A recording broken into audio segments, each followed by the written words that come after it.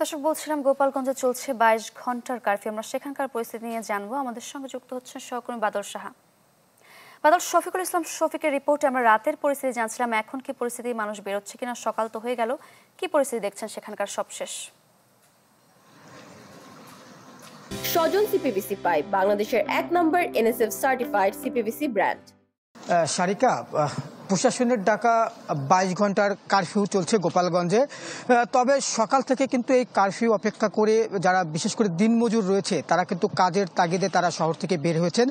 যদি একটু চিত্র দেখায় শহরের, যে যারা বিশেষ করে দিনমজুর রিক্সা বা ভ্যান চালায় তারা কিন্তু তাদের জীবন জীবিকার তাগিদে তারা কিন্তু কারফিউ উপেক্ষা করে কিন্তু শহরে বের হয়েছেন। এবং যারা সাধারণ মানুষ রয়েছেন তারা কিন্তু আসলে বিষয়টি বোঝার জন্য বা আসলে ঘটনা কি ঘটেছিল সেটি আসলে জানার জন্য যারা উৎসুক জনতা তারাও কিন্তু এই কারফিউ উপেক্ষা করে এই শহরে বের হয়েছে। এবং তারা কিন্তু বিভিন্ন স্থানে তারা কিন্তু দাঁড়িয়ে থেকে কিন্তু এই যে ঘটনাস্থলে যে সব জায়গা ভাঙচুর হয়েছে তারা কিন্তু সেখানে গিয়ে তা দেখছেন।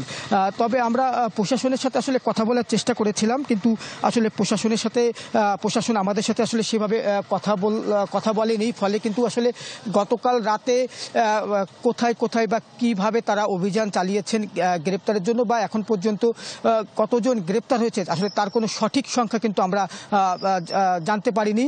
আর এই ঘটনায় আসলে এখন পর্যন্ত কোনো মামলা হয়েছে কিনা সে বিষয়টিও কিন্তু আমরা আসলে জানতে পারিনি। তবে পুলিশ বলছে যে যেহেতু পুলিশের উপর হামলা, তারপর হচ্ছে যে গাড়ি ভাঙচুরের যে ঘটনাগুলো ঘটেছে এই ঘটনায় মামলা হবে। আর এই কারফিউ আসলে শিথিল হবে কিনা সেটি পরিবেশ পরিস্থিতি বিবেচনা করে যদি শিথিল করার মতো হয় তাহলে এই কারফিউ শিথিল করবে, না হলে হয়তো এই কারফিউ আরও বলবৎ থাকতে পারে বলে কিন্তু আমাদেরকে জানিয়েছেন। আরেকটি বিষয় হচ্ছে যে এই ঘটনার পর থেকে কিন্তু গোপালগঞ্জের রণক্ষেত্র না থাকলেও থমথমে অবস্থা বিরাজ করছে। সাধারণ মানুষের মধ্যে কিন্তু আতঙ্ক রয়েছে।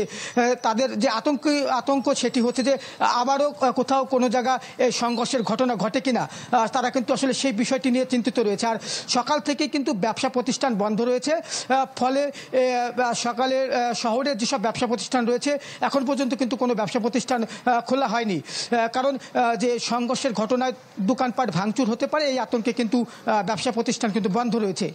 এই ছিল আমার কাছে গোপালগঞ্জের সবশেষ খবর। বাদল সাহা, ধন্যবাদ আপনাকে।